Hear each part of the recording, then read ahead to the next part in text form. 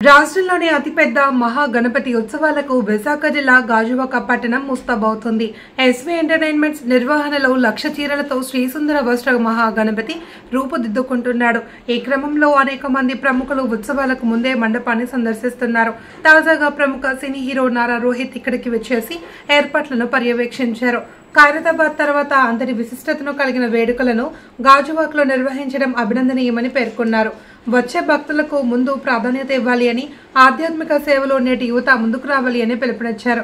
కార్యక్రమంలో నిర్వాహకులు కోసిరెడ్డి గణేష్, పృథ్వీ, వార్డు తెదేపా అధ్యక్షుడు చట్టి గోపి తదితరులు పాల్గొన్నారు.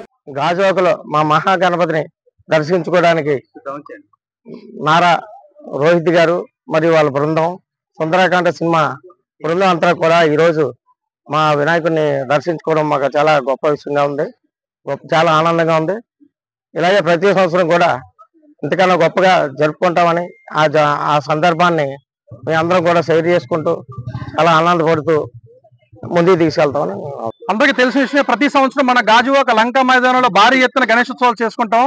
ఆ గణేశోత్సవాల్లో భాగంగా ఈ సంవత్సరం స్వామివారికి శ్రీ సుందర వస్త్ర మహాగణపతిగా స్వామివారి పేరు నామకరణం చేయడం జరిగింది.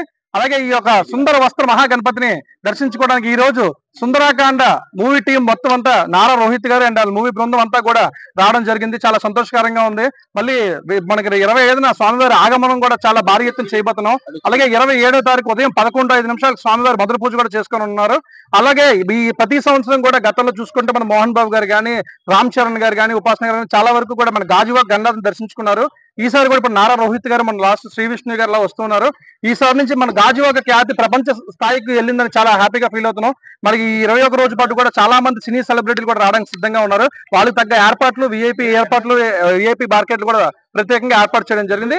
నారా రోహిత్ గారు వచ్చి సందర్శించడం మనం చాలా హ్యాపీగా ఉంది మా టీం అందరికీ కూడా. అలాగే మన కార్యక్రమానికి ముఖ్యంగా గంటా శ్రీనివాస గారు తన్నుడు గంటా రవితేజ గారు కూడా దగ్గరుండి రోహిత్ గారిని తీసుకొచ్చే కార్యక్రమం దగ్గర చేయించడం జరిగింది. ఆయనకు కూడా ప్రత్యేక కృతజ్ఞతలు తెలుపుకుంటున్నాను.